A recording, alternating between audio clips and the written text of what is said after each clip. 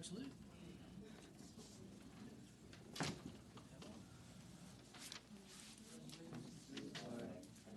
States of America, to the republic for which it stands, one nation, under God, indivisible, with liberty and justice for all. Okay, we have the consent agenda for minutes, January 14th.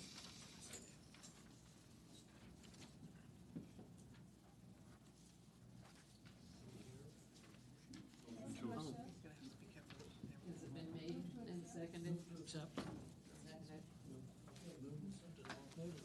Aye. Topics from the floor, not in the public hearing agenda, limited to 5 minutes per topic. Does anybody from the floor wish to speak up? Please come. I just want to say some feedback with the new system. It's hard when you're sitting there to hear the panel.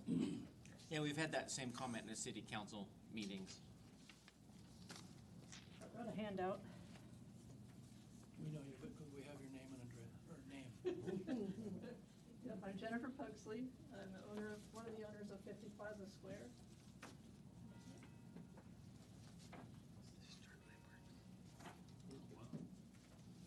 Oh, my word. Perfect number. You have one out now. Yep, spot on.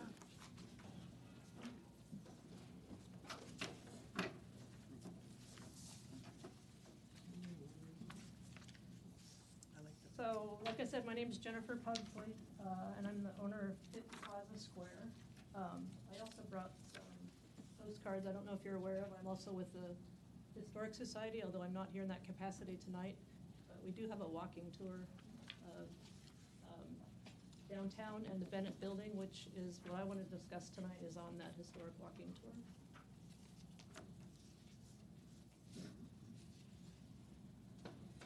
So, at the risk of repeating myself from a previous meeting, historic preservation matters. We don't get a do-over. Once the resources are gone, they're gone.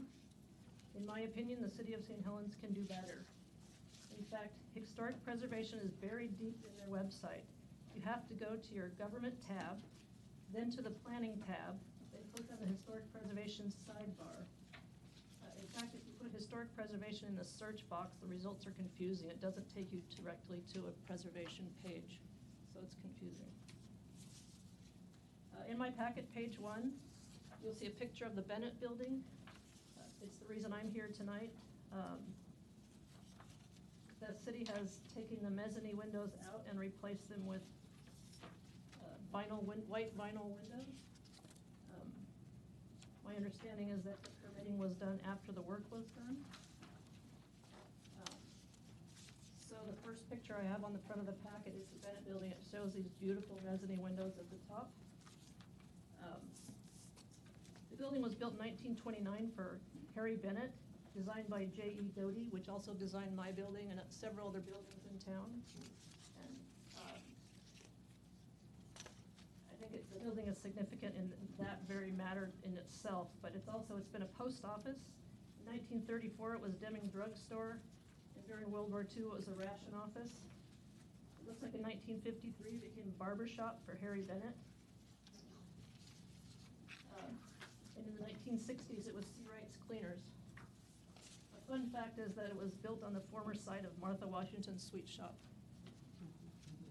So on page 2, you'll find the 1984 nomination form of the district. The Bennett Building's noticed as a secondary significant building, which is a reference, from my understanding, as from a date, not a level of importance. It doesn't mean that it's any less important because it's secondary significant.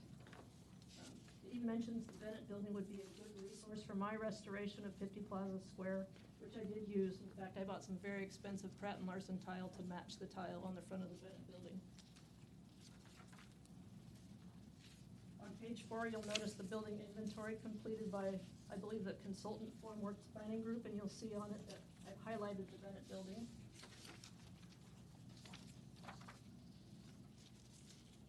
On pages 5 and 6 of the city's architectural design guidelines, also completed by Formworks Planning Group, you'll notice highlighted sentences. On pages 7 through 9, which are the Secretary of Interior standards, also has highlighted sentences.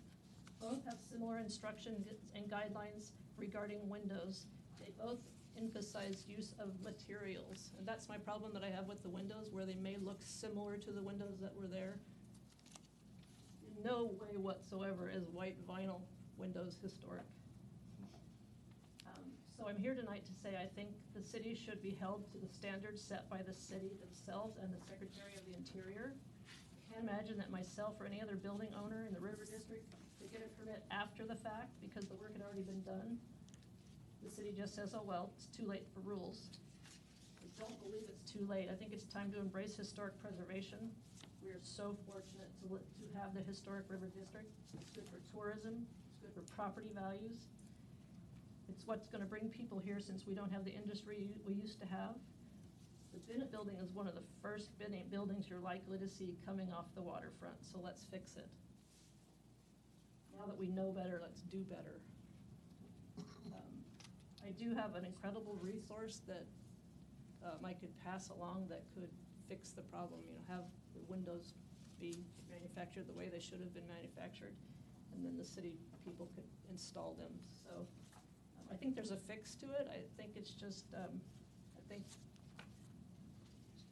my partner Jane and I, we wanted to set a precedence for what we'd love to see down here, and I feel that we achieved that, and I would love to see the city follow the same example.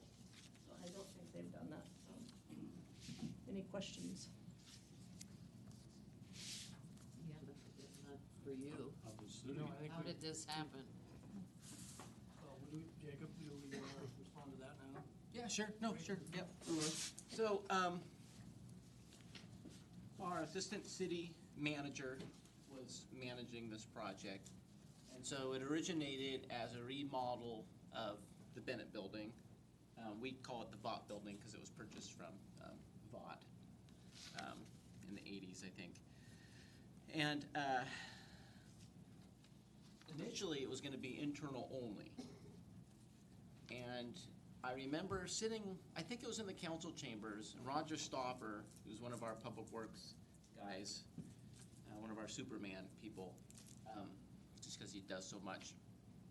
I remember him, I was in here on some unrelated matter, and he came looking for Matt Brown, our assistant city administrator, and talked about having to raise the ceiling and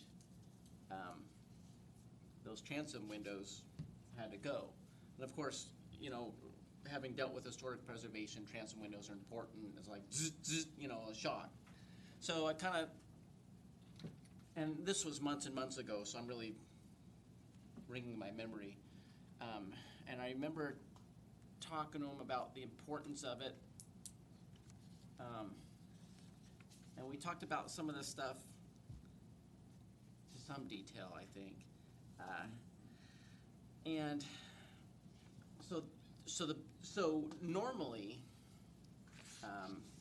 when we have buildings that are not designated landmarks, and that's an important distinction in this case, because there's two routes you can go in this area. A designated landmark, which is a decision by the Historic Landmarks Commission, because it's one of our official resources. And in that case, things like the Secretary of Interior standards are clearly germane. But when it's not an historic resource, then we have our architectural design standards, which is more of an overall appearance thing. And so usually for these, as you've seen, we've had a lot of examples of those, many more architectural reviews than historic resource reviews. The building permit, or if there's a land use permit, but it's usually the building permit is the mechanism that, okay, there's this building permit for this work, we'll use that as the medium to get it to you for recommendation in regards to those standards. Talking to the building department, the permit was submitted and the work was done in 2 days. And I remember, I think the work was done by the time I grabbed the permit out of my box. I remember grabbing the permit, looking at it, and it was one page, no plans, going, you know, I can't say what I said, but you can imagine, here we go, now this is gonna be fun.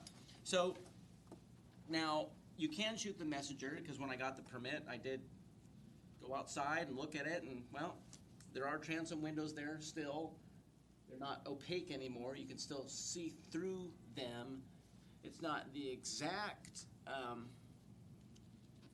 window orientation, but it did open it up. I felt it met the intents, and so I signed off on the permit under the circumstances, and so that is something you can shoot me for. But yeah, it didn't go through the normal channel, and Matt is aware of that now. I don't know how the build, well, I do know how it got all messed up, so I asked Matt about it. And Matt thought that Roger was gonna take care of the permitting, and of course Roger thought Matt was gonna take care of it as the manager. And there wasn't a lot of planning and inclusion in that conversation. Of course, we're the watchdogs of this stuff, and so in my email to you about here's what's going on, I talk about chaos, well, I'm just explaining the chaos. So that's where we're at. Now, according to our city administrator, John Walsh, these are fiberglass, which is more weather resistant and can be painted. I didn't confirm that. But we hold other buildings to a standard. And that doesn't meet the standard at all. Not for that building, anyway. That's my feeling. So, And I think if we're gonna hold the public to a certain standard, the city has to be held to a certain standard. Sure. I don't disagree. So what's a potential fix? Because that's not really appropriate. Well, It's gonna be up to us, because now it's back in our lap. so obviously the path circumvented your recommendation, which I'm sure you're happy about. And it's a matter of bringing this issue back to the council and seeing how they want to deal with it. So could Bring we, it back to the council or the planning? Well, the issue to the council. Here's what happened. Because the work's been done, the permit's been signed, at this point, council needs to direct staff. so would it be appropriate for one of us to make a motion to take this forward to the council? Or is that gonna Well, happen I automatically? think we need a question of why it's going to back to the I mean, council. Ginny can bring this to the council's attention.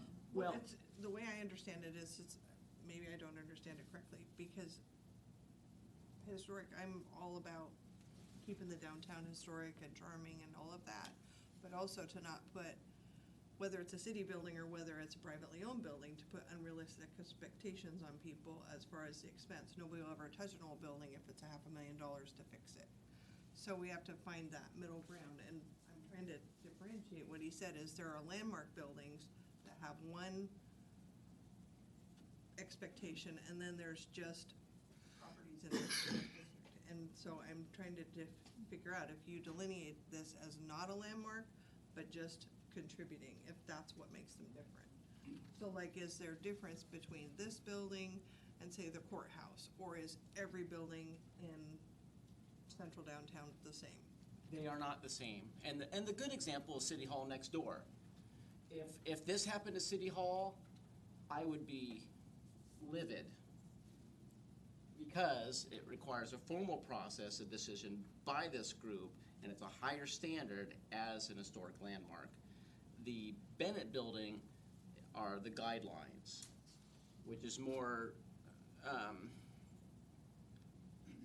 overall appearance than historic preservation.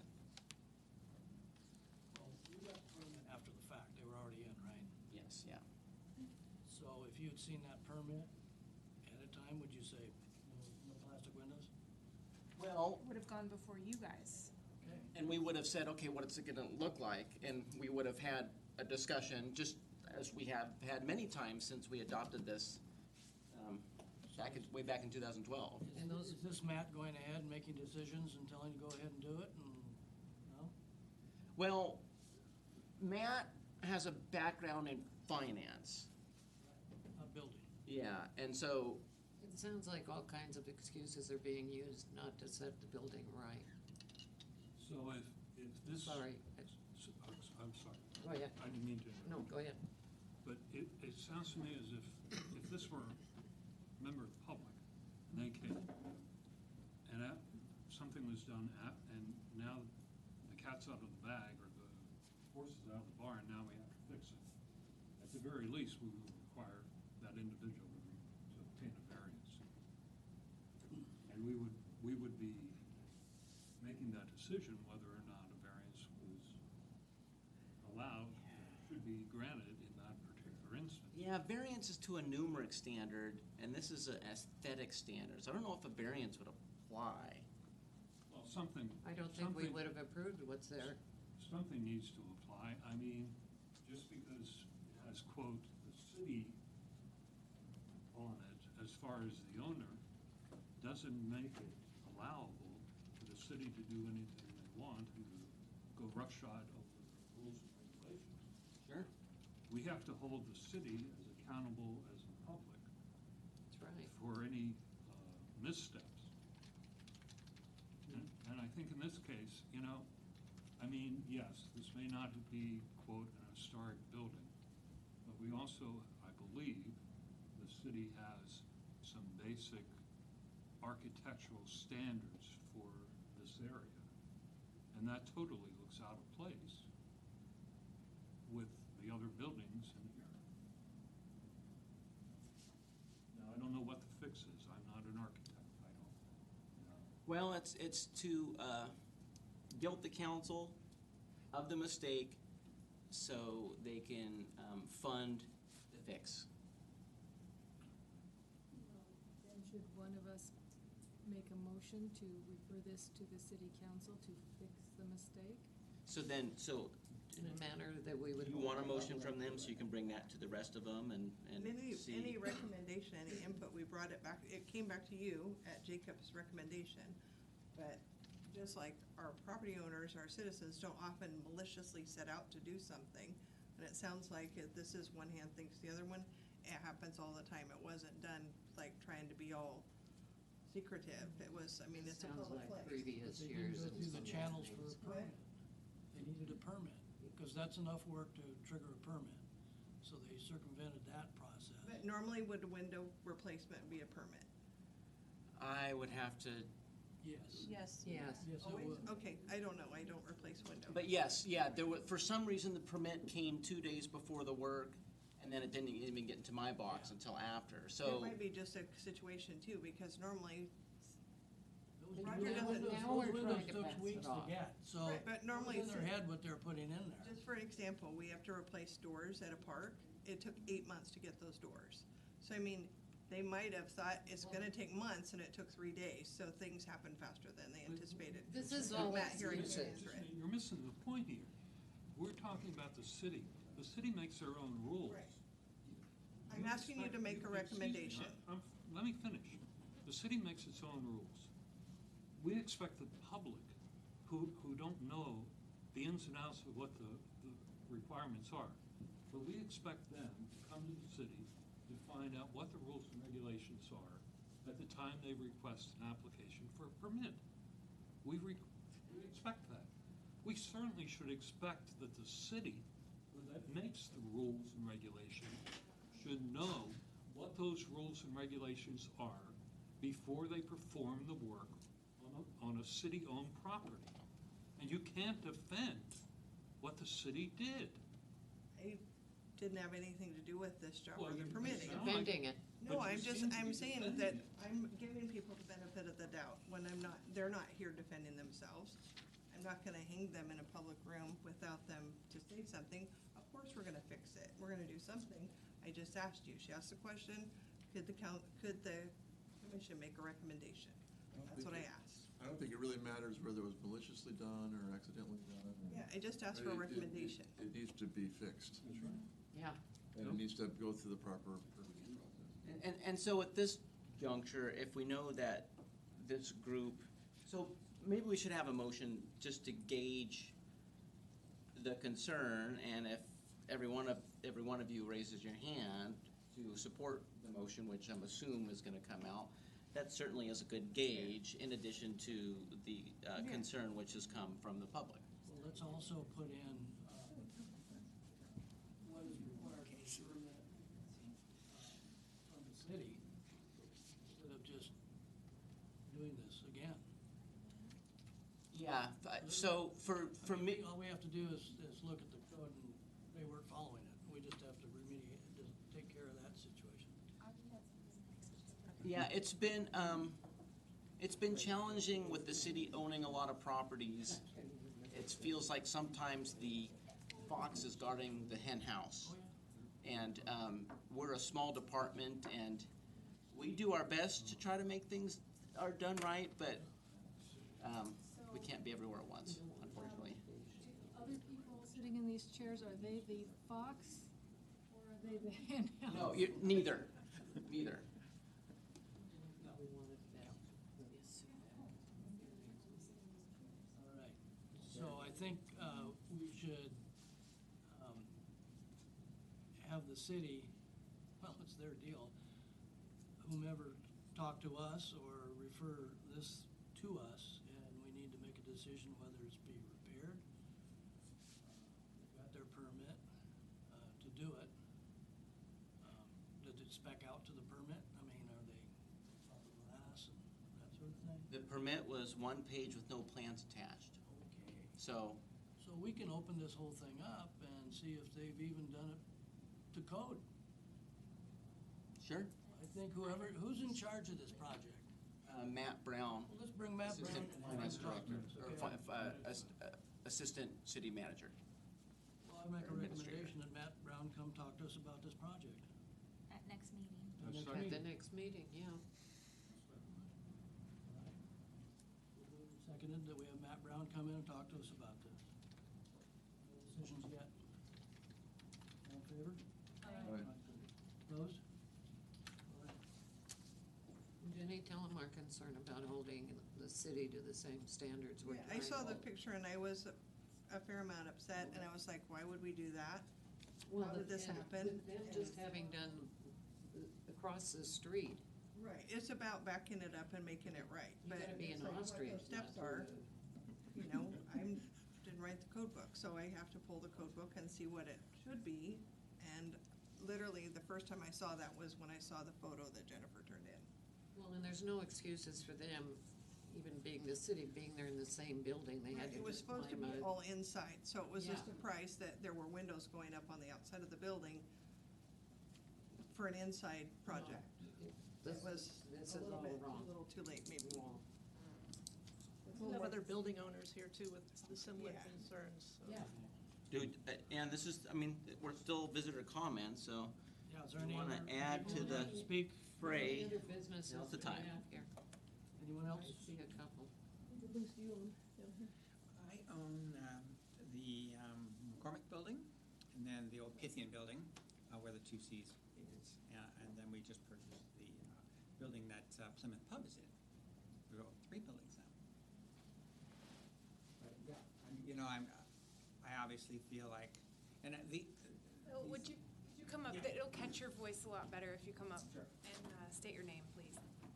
I'm Philip Stanton, building owner, and I help my sister with her market when I can. So I've dealt with buildings in Portland as well, on Mississippi Street, and I ended up putting wooden windows in, and it was expensive, but the long-term benefit of those windows has been amazing, really. Just the look and the feel of that building on that spot on Mississippi Street, people think it's never changed. It's always been like that because it looks like it did when it started out. And the reason I'm in St. Helens is because you have the same character down here, and I'm very attracted to architecture, obviously, and the buildings that I own are period buildings. So it is important to me as a building owner that we maintain that period throughout the city, because that's one reason, a big reason people come down here, to see the buildings, to look at them and to think, oh, that's all here. And they did it right. And putting plastic in windows is one of the things that we really frown upon in our neighborhood and on our street. vinyl windows don't belong in historic buildings, they just don't. And they might look the same time, so they can be done to look the same, but we still don't do it, just because, it's just not a. That's my 2 cents. Thank you for listening to this. Yeah. And thanks for doing such a great job in your building, which I was so pleased, and I know that cost a lot of money, and it was a lot of trouble, but I thank you for that. Yeah. Thanks. Anyone else from the audience? All right, it's now 7:25. Yes, thank you. So we'll see what we can do with it. All right, public hearing is now open. The quasi judicial land use hearing, subject to this hearing, is to request for annexation of the subject property as identified in the assessor's map at 2300 and map 5N1W-32DC. The applicant is Tammy Guerra. The owner is the same. Because the quasi judicial proceeding required observance of certain procedural formalities, we'll take a few moments to cover some preliminary matters and required statements. Does any member of the commission wish to declare ex parte conflict of interest or bias in this matter? Hearing none. Okay. Does anyone from the audience object to the ability of a commissioner to make a fair decision? Seeing none. Generally, the order of proceedings will be as follows. Required statements, staff report, applicant's presentation, those in favor of the application, neutral testimony, those opposed, rebuttal by applicant, final questions, close of the record, deliberations, and decision. Following statements are required to be made at the commencement of the hearing pursuant to City Code ORS 197.7635. Following is a list of the applicable substantive criteria for this decision. St. Helens Municipal Code 17.28.030, the approval of standards for annexation. St. Helens Municipal Code 17.08.0401A, the approval standards for the zone and comprehensive map. St. Helens Municipal Code 17.08.060, and St. Helens Municipal Code 17.112.0302. All testimony, arguments, and evidence must be directed towards the applicable substantive criteria as described or other criteria on the plan, such as comprehensive plan, land use regulations, such as that is found in the development code, which the person believes applies to the decision. Failure to raise an issue including constitutional or other issues relating to the proposed conditions of approval in this hearing, in person or in writing, or failure to raise an issue accompanied by statements or evidence sufficient to afford the approving authority the opportunity to respond to the issue. Includes an appeal to LUBA, Land Use Board of Appeals, on that issue, and precludes an action for damages and circuit court. Jacob or Jenny? Yeah, this is me this time. Can everyone see this map, at least Yes. relatively? It was also in your staff report. Jacob kind of reminded me, it was before my time, but many of you may have remember the annexation of this property here, the Yonker annexation. It was about 10 years ago. This one right here, Greg. It's just to the south of it. So they're going through, or they went through a very similar process. The subject property is this one right here. So it's a flag lot. It's about just under an acre in size, so it's pretty big. The creek, Milton Creek runs along the east side of the property, along here. And this parcel was originally created, it went through two partitions in recent history. The first was in '99, when this was all just one property. And then it was divided again in 2002 to create these two parcels. And there's some access and utility easements along the pole portion of the property for the benefit of these parcels. Also on that partition, there was a 50-foot riparian and floodplain easement along that creek in the back. So that's good, we always like to see that. But there's still plenty of developable space on the lot. Moving on. So Applicant applied to annex because they desired to connect to city water. There's water available right here in Windy Ridge. The nearest city sewer is approximately 265 feet away and crosses two private properties, so it's unlikely that it will connect to city sewer.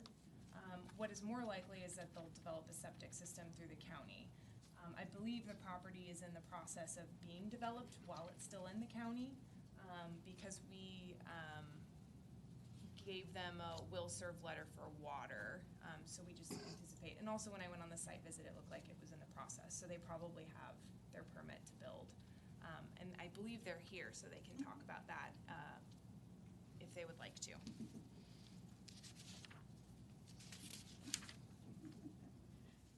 So as with all annexations, we deal with zoning. So you can kind of see the zoning pattern in the surrounding area. All the properties along Windy Ridge are zoned R10, and that's the staff's recommendation upon annexation. There are two options given annexation. The comp plan allows it to be zoned R10 or R7, but given the rest of Windy Ridge, staff recommends R10 upon annexation.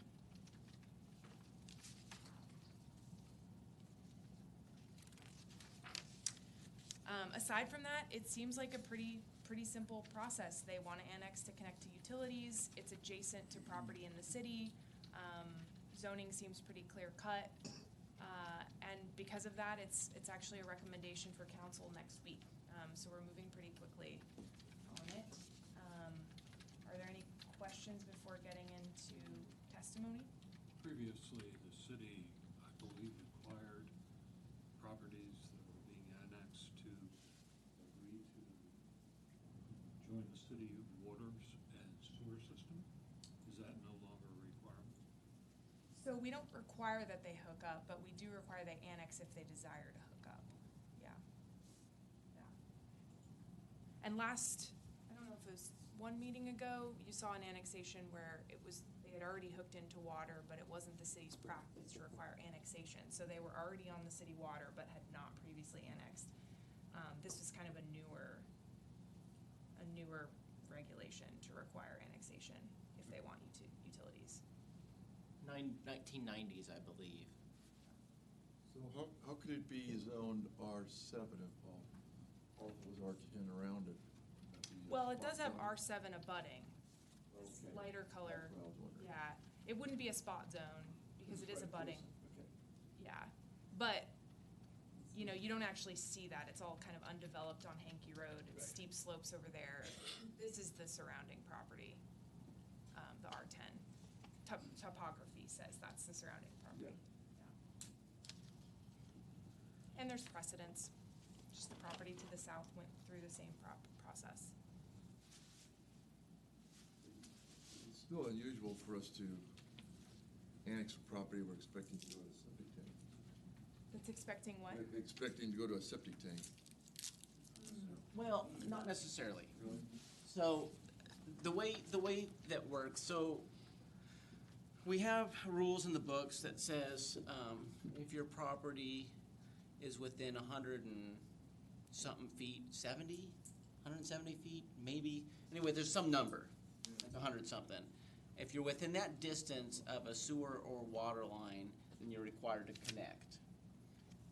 In this case, water's readily available. Sewer is not. The closest sewer line is 265 feet. It's approximately here. and there's, with a physical barrier being a property with no easement. And so when we work with the county on the county allowing an on-site system to be used, there's a physical and legally available test that the county has to follow per state law. So all that kind of plays into it. And sometimes you do have circumstances like this where it is annexed, but may only have one of the city utilities. In this case, on-site system with city water. So So we can ask them, we'll ask them if it's perk, it can pass a perk test and can have a septic system. I'm sure they've gone through that rigor, and there will be an opportunity for a comment, so. It may also be outside the scope of an annexation, because That's all what I we thought have to was do is look at our sewer capacity, and our capacity is there. We don't have to see that it's Okay. physically and Sure. legally available. So if we annex this property, then they'll be back with building plans and so forth? Is that true or false? No, we anticipate that they've likely gotten their permit through the county or are in the process of getting their permit through the county. So we won't see them again after today, most likely? And you don't typically review single-family dwelling building permits anyway. No, it's tended to be, With the city? Oh, you don't mean the planning commission, you just mean we as in city staff? Yes. Correct, yeah. We likely will not review their permit for development. Although it's annexed to the city? Well, not yet. No, I mean, The permit's been issued, I'm sure. okay, well, Because I talked to, building department, had some questions about where the water line ended, and I helped them, so I know Yeah. they've worked on it. right. It's similar to CCMH. We had that annexation on Gable Road where, you know, a lot of the work was permitted under the county. Of course, the connection to the water in that case was a little unexpected. And then the annexation was applied for. We went through all this process, took effect, and during all that stuff, the project, you know, continued under the county's permit. All right, could we hear from the applicant? That's you. Well, Oh, You know well, everything. I have, I'm the applicant, but he's my. come on up here, Mom. You have to come up there. Hi, my name is Aaron Majors. I am technically the son-in-law to Tammy. I'm also the realtor. I have good news, we're not from California. No, you might offend somebody. I'm teasing. My mom's lived here her entire life. She was raised here. She's lived in Lafayette and Portland all her life, and she had her children here. And I'm really proud of her. She's worked overtime for over a year to be able to afford this house, and she's really struggled. And working with the county has not been an easy task, believe you me. As far as the septic goes, I want you to know we upgraded the septic and got the best one, so there's not gonna be a problem, hopefully, with the septic. Okay. As far as the city goes, I'd like to say that we'll obviously pay, you know, city fees for the water. We don't have to pay for our sewer, so that's good. What else, Mom? Just that we're in the process of the building permit, we don't have it yet. So we're working on that. I just need water to my house, that's all. Didn't really know I was gonna have to Probably cheaper than a well, I imagine. Yeah, probably. It's about $5,000 cheaper, so if this doesn't work out, we'll see about getting a well, but hopefully this works out, yeah. So is there an advantage to getting the building permit from the county before annexing to the city? We were counseled to do that from the previous owner. What was his name? The guy we bought it from? Do you remember him? David Oliver. David Oliver. He helped us a lot. This is his previous property, and the advantage, I guess, would be the cost. It's cheaper. And what else? I don't know of any other advantage. Fine. How large is the building? Just curiosity. 1,200 square feet. It's a 3-bedroom, 2-bath, 2-car garage, 1,200 square feet. Not that it And- matters for what we're considering here, but There's plenty of room. Plenty of room, and my mom's gonna die here. This is her forever house, and this is her country house. And I'm moving my mother in with me because she's getting elderly and I need to take care of her. And so she's already getting seeds to plant in the garden, so. We gotta make this happen. A big advantage is time. If they waited to apply through permits through us, I guess if that was a circumstance, we might be able to take it in, but I don't know if we could, well, that'd be kind of weird. But let's say we had to wait to submit the building permit until the annexation took effect. So this goes to the planning commission tonight, goes to city council next Wednesday. And then the 2 meetings in March is the ordinance first and second reading. And that puts you to mid-March, and then the ordinance takes effect 30 days after that per the charter. Now we're into April, and so you have several months that have elapsed, and they just want to build their house, right? And so that's the big advantage this time. Right? Thanks very much. Okay, thank you. All right. Do we have any testimony in support of this application? Seeing none. Any neutral testimony? Any testimony in opposition of this application? Seeing none. Okay, no rebuttal, I assume. Okay. We have any questions of Jenny? Okay.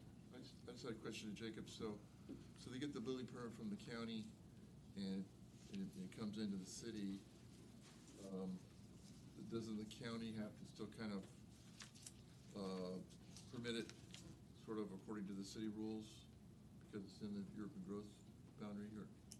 Yeah, I mean, we do have we have a urban growth management agreement, and so we do coordinate on things. That could be weird when it gets into the city.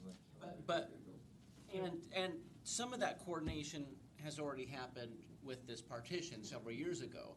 As Jenny mentioned, the partition identified the upland protection area from the creek. So that's already been established. That's the city thing. Yeah. And because we have an agreement to work on partitions.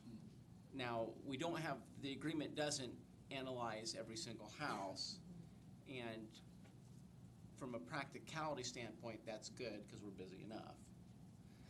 But I don't see it coming in as a major conflict. But the important thing is the setbacks and the buffers and all that. It's going to meet city standards in the end. Natural area, whatever. Sensitive lines. Same as county. Okay, hearing no further questions from the commission and no further responses from the staff, public record is closed, and this matter is returned to the table for deliberations and oral discussions. What do we have?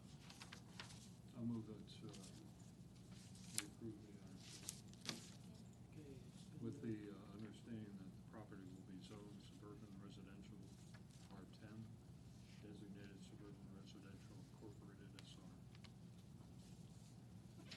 moved and seconded that it is R10 zoning designated. Suburban residential incorporated SR.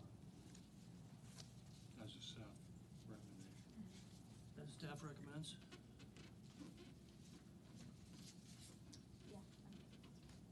Oh, and that's Windy Ridge Drive frontage abutting the property shall be brought into compliance with city streets and Or a waiver of remonstrance. Or a waiver. Yeah. That's kind of we probably need to remove that from our annexation ordinance. It doesn't make sense from a legal standpoint. That's why we have the but at this time we have. local, yeah. Okay, it's been moved and seconded for the recommendations from staff. All in favor? Aye. Opposed? All right, it's approved. Thank you. Thank you.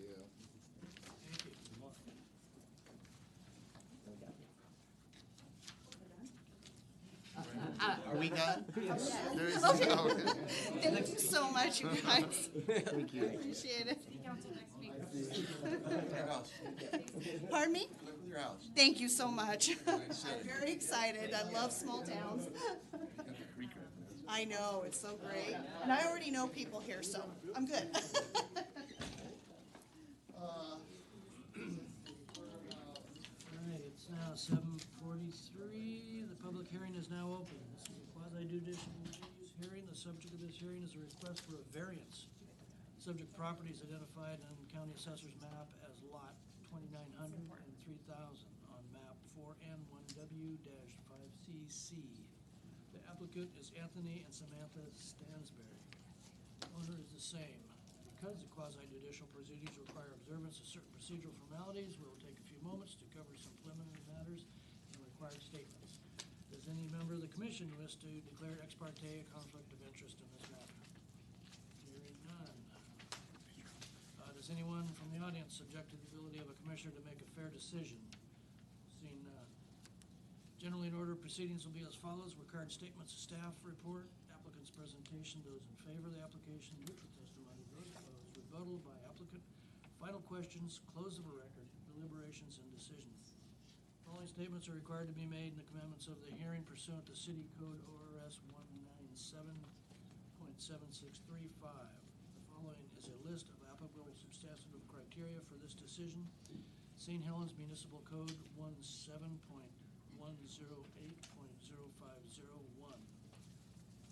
All testimony, arguments, and evidence must be directed towards applicable substantive criteria as described or other criteria in the plan, such as comprehensive plan or land use regulation, such as that is found in development code, which the person believes applies to the decision. Failure to raise an issue including constitutional or other issues relating to the proposed conditions of approval in this hearing in person or in writing, or failure to raise an issue accompanied by statements or evidence sufficient to afford to the approving authority an opportunity to respond to the issue precludes appeal to LUBA, Land Use Board of Appeals, on that issue, and precludes an action for damages in circuit court. Jenny. Jacob. Jacob, we got you. I get to talk on this one. So this is a variance, and it's a variance to allow an accessory structure larger than the normal maximum size. The normal maximum size for this property, because it's under 2.5 acres, is 600 square feet in gross floor area, and so they're asking for a variance which is approximately 288% larger than the normal amount allowed. It's about 1,728 square feet. And as we know, with the variance, we have several standards we look at to evaluate to determine whether or not it passes muster, essentially. And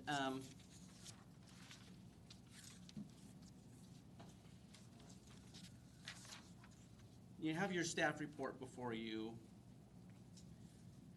And I'm going to focus on some of the things you can think about if you're trying to hang your hat on something to allow it. It is multiple properties. And so conceivably, you could have more than one home in this area. And a home is a principal structure and is not subject to the maximum size of accessory structures. This is a large structure, being 1,728 square feet. Conceivably, there could be a dwelling unit within those walls, in which case it wouldn't be an accessory structure because it is on its own parcel. And as it talks about in here, they had to tie those two together for this accessory structure to go along with that other parcel.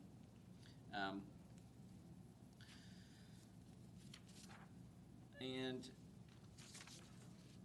there's some history there, as we talk about in there.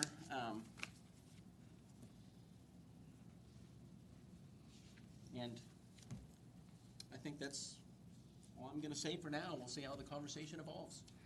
All right. Could we hear from the applicant?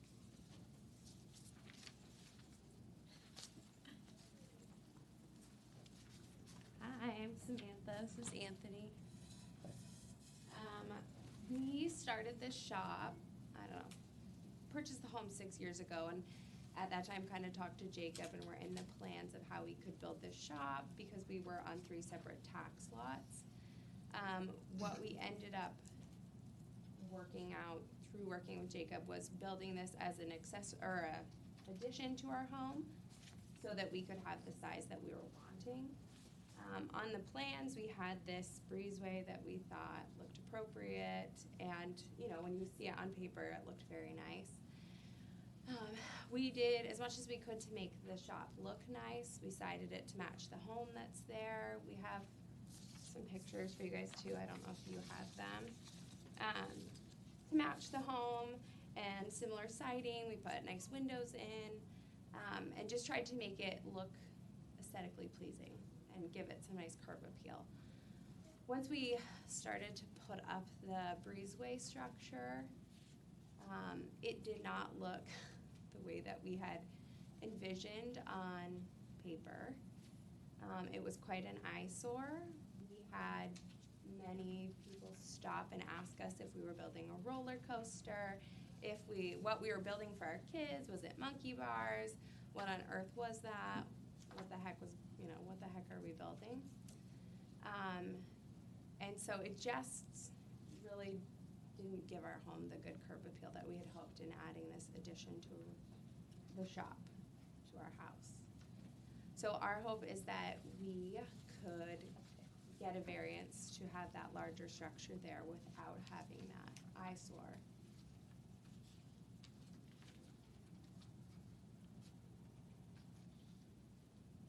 Is that a separate lot that the shop's on? That's correct, It yeah. was, but in the planning, we're told we needed to tie them together. That whole right side was a separate lot, and then there's a lot in front of the home as well. So what we normally do in these cases, because an accessory structure is secondary incidental to a primary use, and so we can't take a residential lot and just put a shop on it. There has to be a dwelling unit associated. And so in a circumstance like this, when someone has two lots, we tie those two lots together with a covenant, which can be released if something changes. That way, you have one property, in essence, with your principal dwelling and your accessory one. So yes, it is two. What is the size of the residence? The home? It's about 2,700 square feet.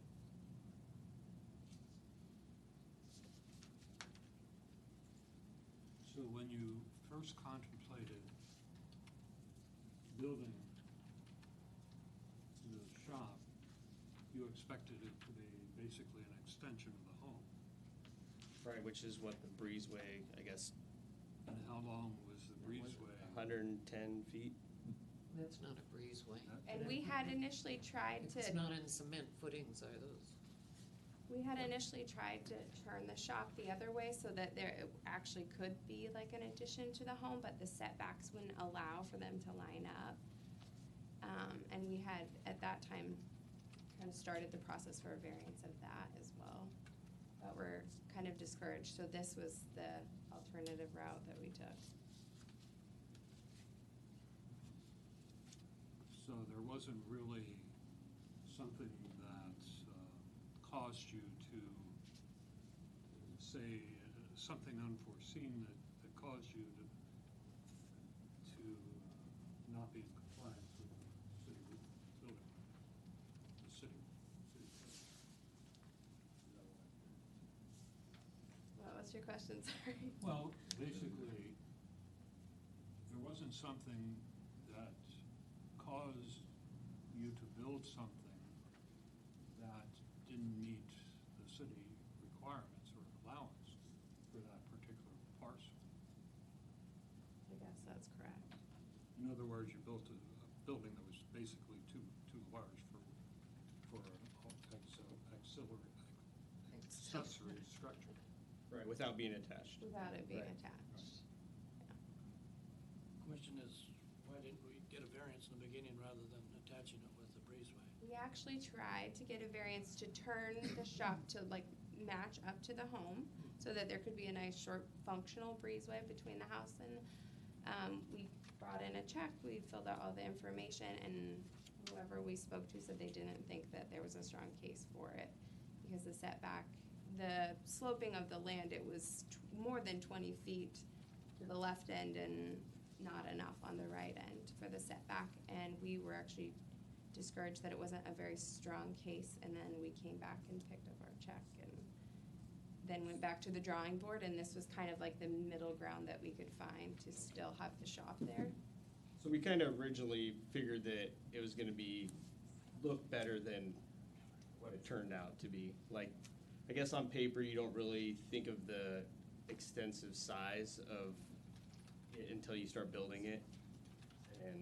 And there's really no use for it, because it's it's like, you know, our front door's in the front of the house, it's, So the back side of the Right. shop is, it doesn't necessarily look like this. Any other questions? Great, thanks very much. I don't know if you can take these, we've brought, We have them. We have. Yeah, we've got, no, we brought letters from a neighbor and a business, local business owner.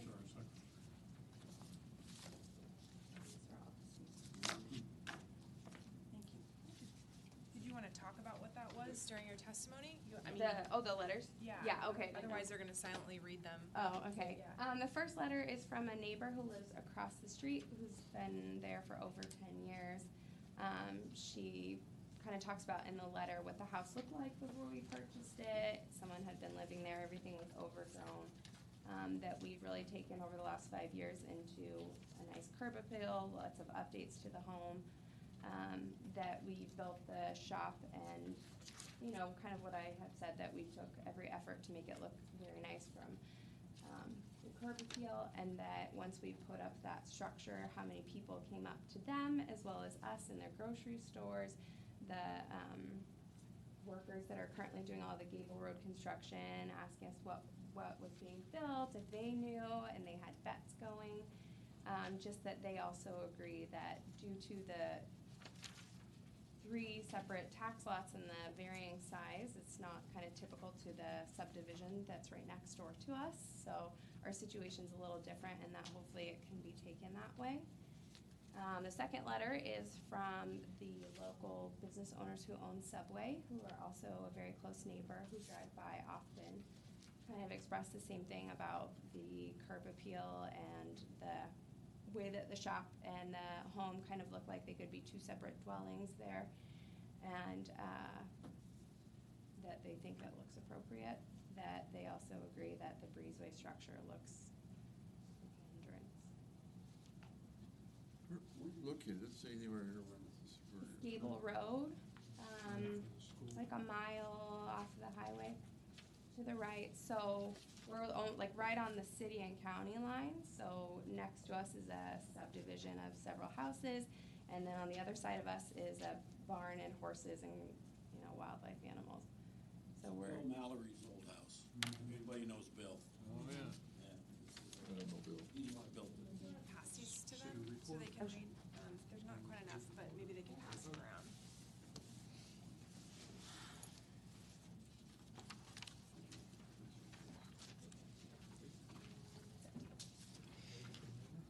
Soltero. They live just right up the end of Gable Road. And then their business is on the other side, so they frequently drive by throughout the day.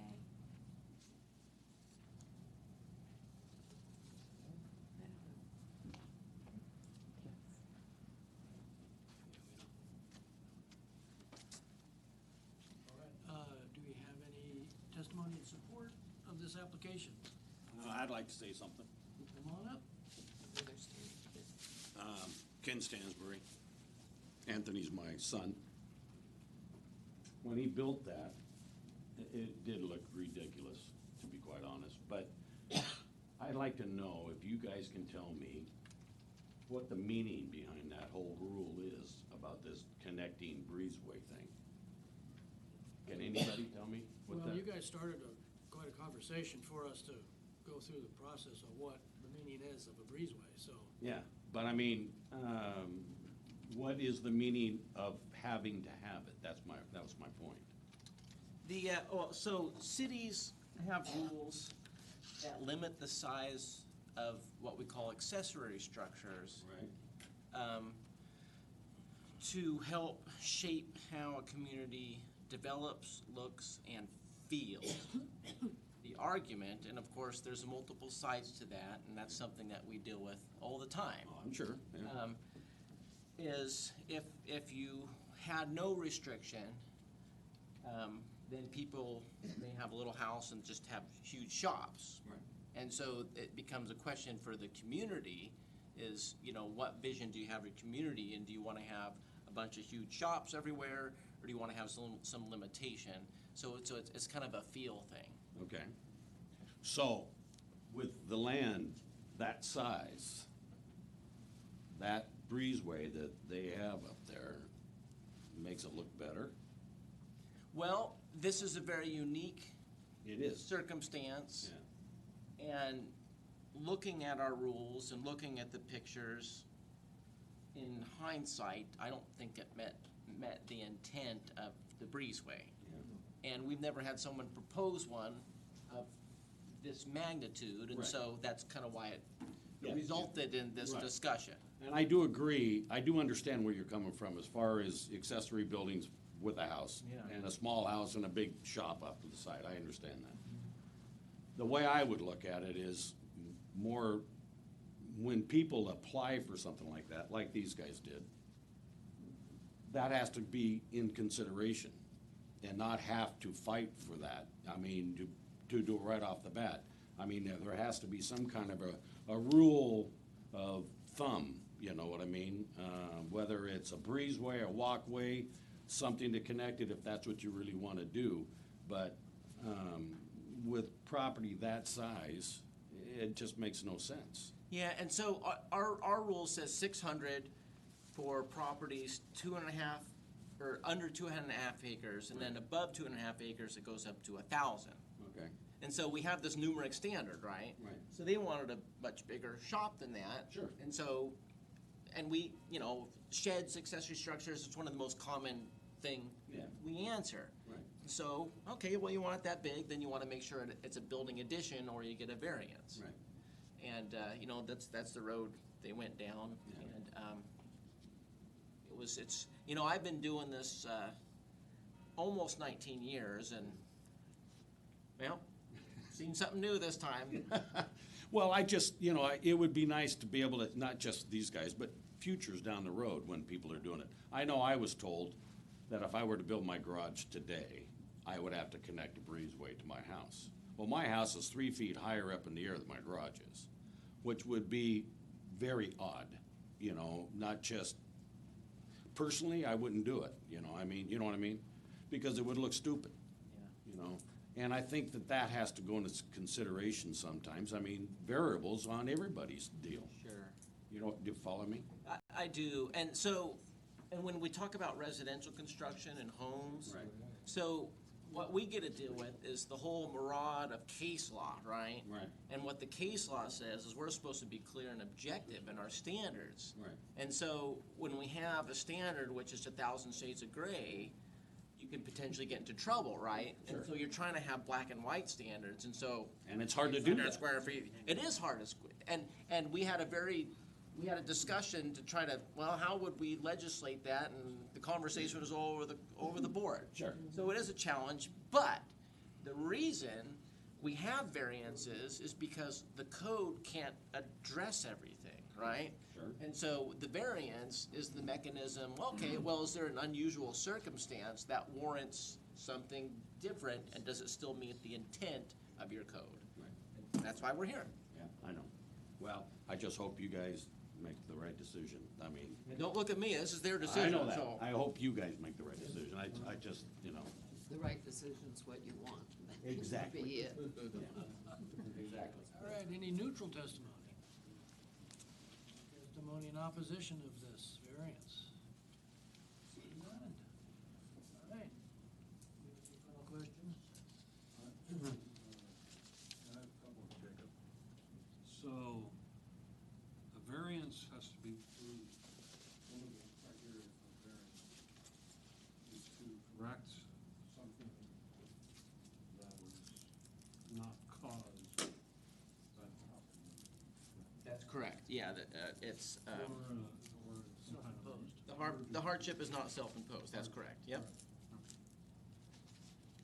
So in denying, in this particular case, in denying a variance, what then is the property owner left with as far as what can they next do? Do they have to tear down the building? Well, I figured that question would come up. So I talk about it at the end of the staff report. Yeah, I saw that, maybe you could just. So, and the variance is the easier and then it's, legal structure. But let's say the variance doesn't work out. There's a few options. They could convert it to a dwelling. Of course, building permits would be required, and you're putting, sleeping, heating, sanitation, all those facilities in there. So that's one thing, make it a home. They could remove the building, they would need a demolition permit, and chances, I would be surprised if that's their first choice. It doesn't look like it was an inexpensive structure. Or they could make it a building addition, and then we're back to what is an appropriate breezeway. So those are basically the three options that I see. So the third option, they would still have to go back to the breezeway to connect. Yep. So let's talk for a moment about if it were denied and they want to convert the shop into a residence. That would require coming back and modifying the existing building so that it looked more like a residence?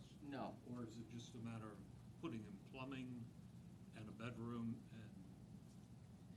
They could conceivably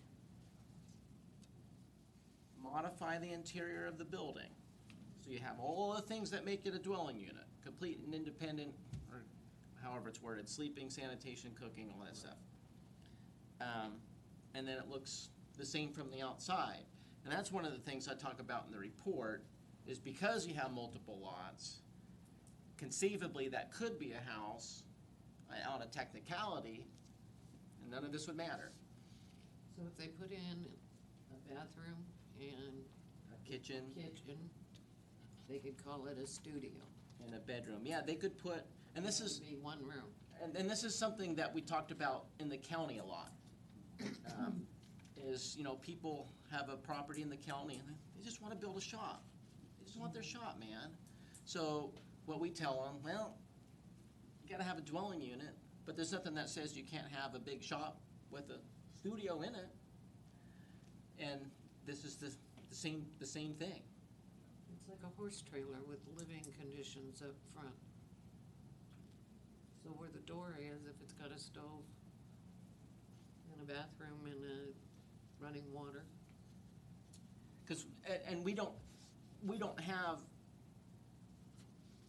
specific architectural standards for homes. We've talked about, should be their glazing requirements and stuff like that. And we may look at some things, of course, I don't know how the council would go for that, but, except for if you're down here, of course, then it would apply. But where they're located, there are no architectural standards. Now, the building addition is supposed to have architectural resemblancy. And you look at the shop, and clearly, it does to the main house. The question would be, if they did have to connect it, that connection would have to have some architectural resemblance, especially given the length of it. But, we'll worry about that when and if we need to. So question, let's assume that they want to put in water and sewer facilities so that the other structure could be livable. What would that take? What would it take for them to go through the hoops to get that done? Building permitting and construction. Can I talk? That's already there, I'll bet. I mean, we kind of looked into that, but I mean, I think just hooking to the sewer was $15,000 or over budget for sure to try to do. Do you want to come up and talk about that? What's that? You want to come up here? Oh, yeah. So when we first started looking into the shop, we did look into, because we found out that if we had sewer, water, but I mean, that was way outside of our budget to try to do something that's, for us, it was unnecessary. And that's when we found the breezeway, but unsure on, how it was gonna turn out, obviously. So we gave you the studio and the shop spiel. Right, yeah, we went, yeah. And then I started looking into pricing, and it was just like, there would be no shop. So now, before you built the shop, you received a city building permit? Yeah, And was it for this specific size? yes. Was it turned yet, or when did you turn No, it? it was, looked at, when we first started talking about setbacks and everything else, When they discouraged us from doing the variance to have a lesser setback, then we realized we could just turn it the other way. And then the setback would be over that 20 feet. So we would be within compliance for the permit. As long as you had the breezeway. right. Yeah. But the breezeway had to be temporary. You didn't set any of those posts in cement. They were right? buried 2 feet in the ground, yeah. Yeah, but they would have rotted within a few years anyway. Right. I mean, they're all pressure treat, but, I think pressure treat, almost in concrete rots just as fast, but. See, this goes back to the windows for the city. The city, we hold to some standards, and Well, I think, that's you where know, I'm having a they- real problem here. well, I don't think they're truly trying to circumvent, but they're trying to take the easiest route. Yeah, And we didn't have a standard like, well, you can't have how many hundreds of feet this is, but you can't have one that long, so we didn't have a standard like that. So yeah, that's they got not a that, breezeway, it's a tunnel. took it out, so it looks like they were trying to get something over on the city, Yeah, but we didn't have a standard. They did it, but it shouldn't be taken out if that's the case. yeah. Yeah, I caught it with my car trailer It has and been taken out. tweaked it, yeah. Let's see, so, great, thanks. Yeah. Let's see. So the fee he was talking about was the system development charge, or charge as, For what? for connecting to sewer utilities. Oh, Since they're linked, could it be an accessory living unit? Or is it two different parcels, so it wouldn't have to be an accessory living unit? It wouldn't have to be, Okay. and, It's too big, I think. yeah, it's too big. Oh. There's, Put a size requirement. there's exceptions for legally established structures, and I don't know how that would work without reading everything. is this a recommendation, or is this, This is your decision. So he's leaving it up to us, really. Where are we at? Okay, hearing no further questions from the commission, and no further response from the staff, public record is closed. It's returned for deliberation oral discussion, so here we are, okay.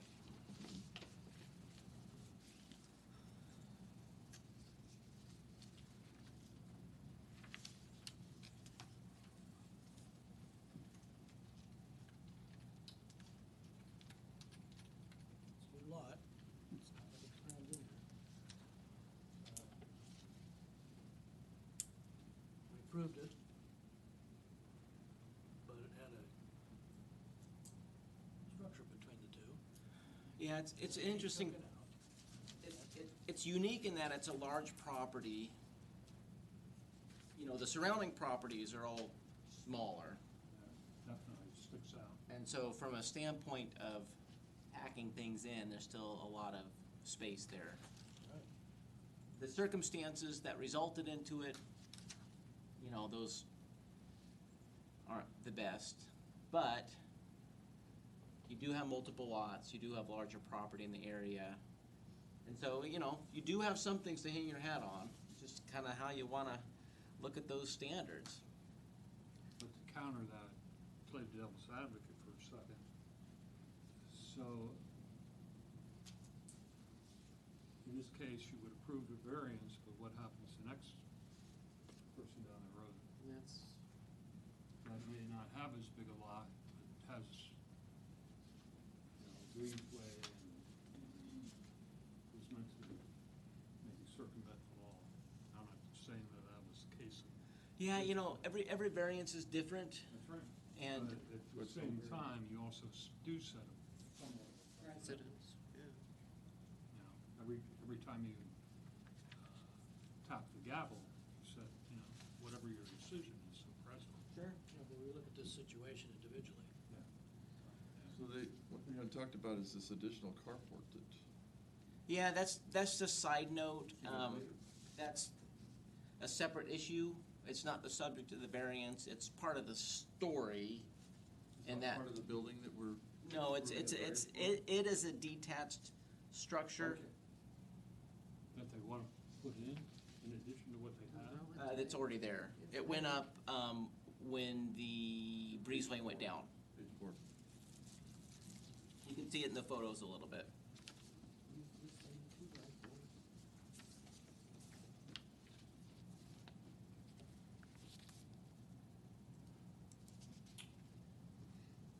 And that's something, they know they need a permit for that because it's larger than 200 square feet.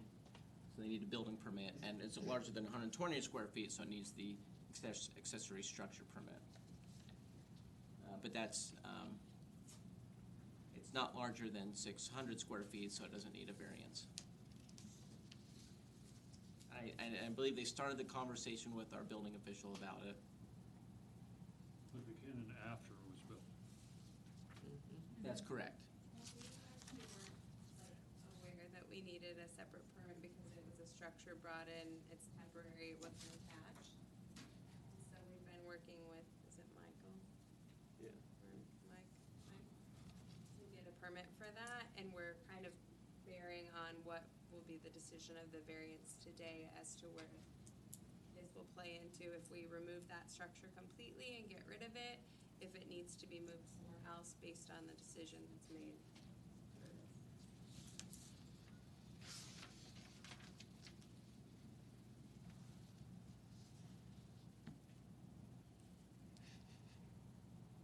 Anybody have any further questions or direction I think we want to talk about?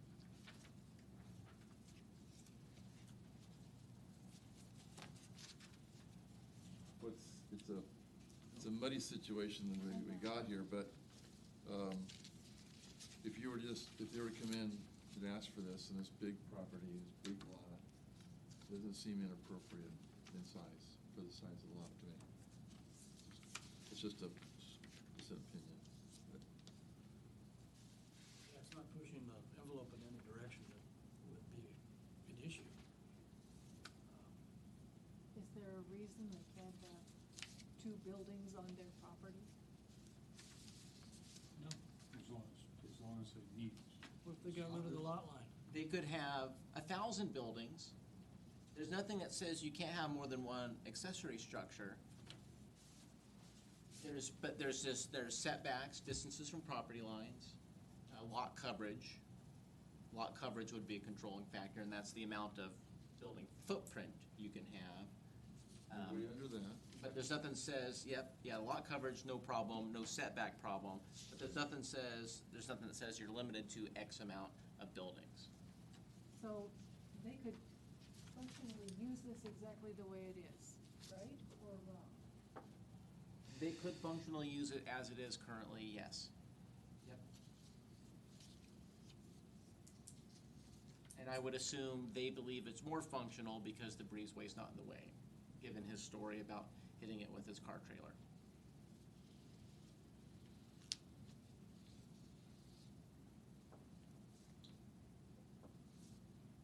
From all our previous discussions, I think adding a thing between, that wasn't a breezeway that they had, is not the right thing here.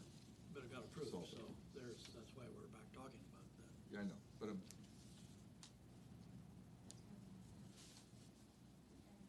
Yeah, and this is one that tells us to look at that code more as far as breezeways. Oh, yeah, we won't forget this Well, one. this was, And,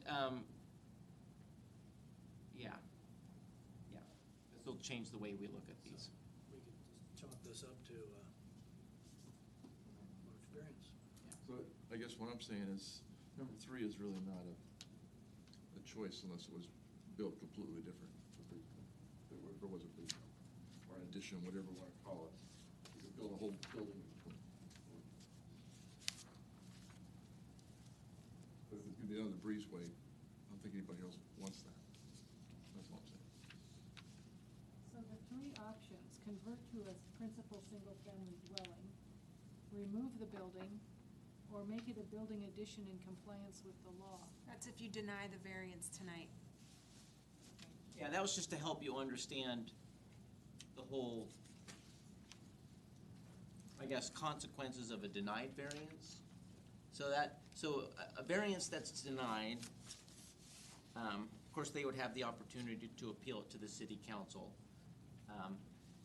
But if they exhausted all those opportunities and the variance denial persisted, then we still have an issue to address. And on page 5, I just talked about what the obvious options are. Because you as the decision makers, it's good to understand the whole thing. So when I look at number 2, an accessory structure permit for the subject accessory structure shall be applied for within the 30 days that this variance decision becomes final. My mind says that this says they can have it just where it is, and they don't have to build a breezeway or anything else, they just have to get the permit. Yeah, so what she's reading is condition number 2. So if the variance was approved, we have 3 conditions recommended in there. And because it's a detached structure, and if they started from scratch, they would need the accessory structure permit.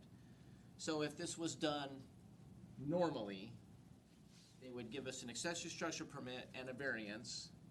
And we'd bring those to you. Well, if they propose a structure, they want it to be bigger, if they get the variance, then we push the paper in the accessory structure permit. And on the part where it says the maximum size is 600, variance was granted to allow larger, thus it's approved. In this case, because it originated as a building addition, and we're kind of doing it in a different order, we don't have that accessory structure permit. And the reason we said within 30 days is the idea, okay, we see what's going on, you got your variance, let's keep things moving. And so rather this accessory structure permits required, we said, well, let's get it in 30 days to, keep things on track. But it's a technicality that they still need that permit. How much is a permit? 50-something bucks. Yeah, the accessory structure permit is one of our least expensive permits. So would that be a good solution for that? Well, your decision is whether or not you want to approve the variance. If you approve the variance, what you see right here is likely to what's going to remain for years, if not decades to come. Well, at least it's some kind of. I move we accept the recommendation of the staff to approve the variance. And this is one of those variances where we're neutral. On the conclusion and recommendation, we say, based on the facts and findings herein, if the commission approved this variance, staff recommends the following conditions. Probably doesn't matter for your motion, but just for clarification. I'll second the motion. It's been moved and seconded to approve this variance. Any more? All in favor? Opposed? Hearing none. I would advise property owners in the future to make sure that they do everything according to oil. I'll be there with a check tomorrow. Is that the outcome you wanted, Dad? What? Is that the outcome you wanted? Yeah, that's it. Oh, okay. I gotta tell you, you know how many times somebody's tried to interrupt me when I'm texting? Never. I never text. But no, I appreciate that very much. And then an authorization to sign? City will, Oh, I'm sorry, Russ. You had more to say. Did you want me to read that? Yeah, please. Okay, the city planner will bring back written findings for approval and signature at the next regular meeting? Oh. Oh, no. Or Or, So moved. or call me in the morning? Yeah. Yeah. Okay. it seconded? Yeah, we got it. Aye, okay. Aye. Missing one.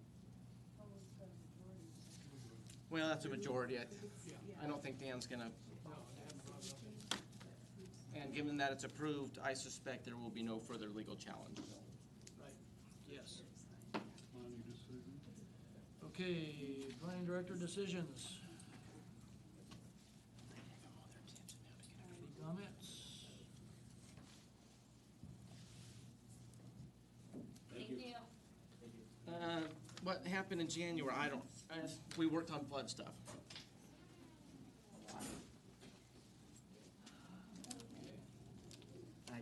A lot of stuff happened, it's in the report, I don't remember what's in there, but I'm sure I'll remember it.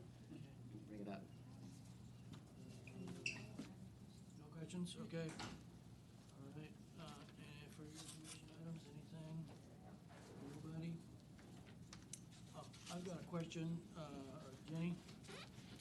Vinny or Jenny? Council Carlson? It's hard to hear the difference. I always get the two. Jenny. I was waiting for the question, and that would be self-explanatory who it was for. Yeah, right. Your work session, you had discussion, RFP for riverfront development with Rick. Mhm. Can you fill us in on? Ordinarily I would, but I was in Salem when they did that. What good are you doing? Yeah. The issue is that the exclusive contract with Topola had expired.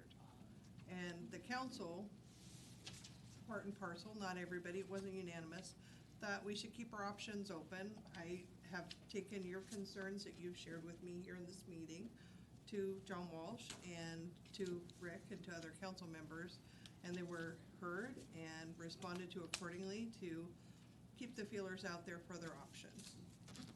To not stay with just one horse, to like, if somebody's out there, itching for it, we directed staff to draw it up. It's not been drawn up, and it doesn't deviate from all of the planning we've already done, all of those other, I don't know what you call those, community engagement about what the community wanted for park space and waterfront access. It doesn't change any of that. It just says, we've been on this Tokla bus all the time, and we're willing to entertain other offers, is the short answer. I didn't hear the exact discussion, but that's what we had talked about. So it's open for other people to come. Correct. Talk. Well, I brought your specific information, and it's not just that, it's other processes that we're doing that maybe we need to look in other places to find developers, to find candidates, to look a different way, because the world is changing, and maybe we need to change with it. If we only got one response, it means we didn't go looking far enough. Maybe there's other places to look. As opposed to one paper, one trade publication, whatever we did, obviously, not a lot of people saw it, or maybe the timing was just bad. One person puts that out, is Matt Brown, or who puts that out? That's a John Walsh thing. John Walsh, okay. John Walsh does he's the economic development. You want it to be a Matt Brown thing? No, Matt is the finance director, and just to. Assistant. Well, he's officially, it's kind of a couple of times in the last year, I've come down here, other counselors come down here, and there's been no one in charge. John's gone, Kathy's out sick, and all of a sudden, it's like, nobody's actually has the authority to be in charge. And like, maybe somebody should always be in charge. Yeah, good point. Maybe someone should, but, based on tonight, who knows? The next meeting's gonna be fun, I The can tell you. mayor is always in charge. Well, but he's not always in this building.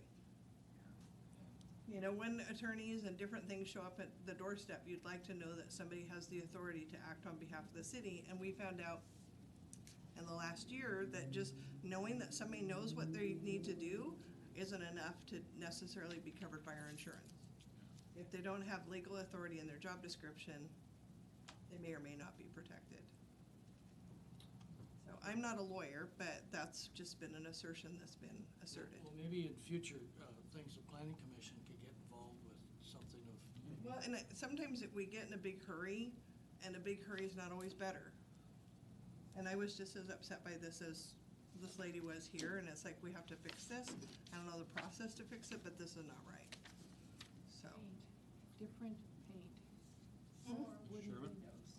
Well, I mean, we need to really look at it, not knee jerk it. I mean, the whole problem is getting in a big hurry. Yeah, a big hurry and A big hurry. lot of projects and properties Too much that going the on at city once. has, yeah.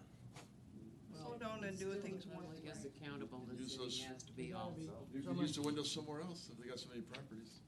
Yeah, Maybe it needs more staff. Well, and build a greenhouse. I don't think enough has been said about renovating utility billing. Like, the office Right. in utility billing was pretty horrid. I don't know if you've ever gone in there, but it needed renovations, and I think that project has just gone on longer than anticipated. Like, we're issuing business licenses out of court right now, like, Yeah, out but of you're the court talking the office. interior, we're talking the visibility No, to I the public. understand, but I'm saying it ended up raising the ceiling, and then suddenly that was added to the scope unexpectedly. I'm not trying to defend the decision, I'm just saying it happened in a happenstance way. That's gotta It be wasn't corrected. intentional. So we know better now. It's gotta be corrected. I'm not defending it. We I know agree better. with everything that was said. Is a contractor doing it or employees of the city? No, it's employees of the city. Well, That's what I think. both. Well, in that case, someone's be in charge of the crew doing the work and ordering the windows and all that sort of Sure. thing. So Well, that's- and Jacob mentioned there was conversations about it. It's not just going rogue. Yeah, it's the building permit part that got cross. Yeah. Well, that can happen. Well, there's a boo-boo, so then the next step is to fix it. Yep, it was a, Well, it and was a just boo-boo, have, yep. just remind people of the process, because people that don't normally do this, did this, and they made a mistake. Well, then we're gonna correct it. Yeah. It's like the first time I do something, I don't always do it right, so. It's been moved, we adjourn. Second. Okay, all in favor, let's do it. Okay.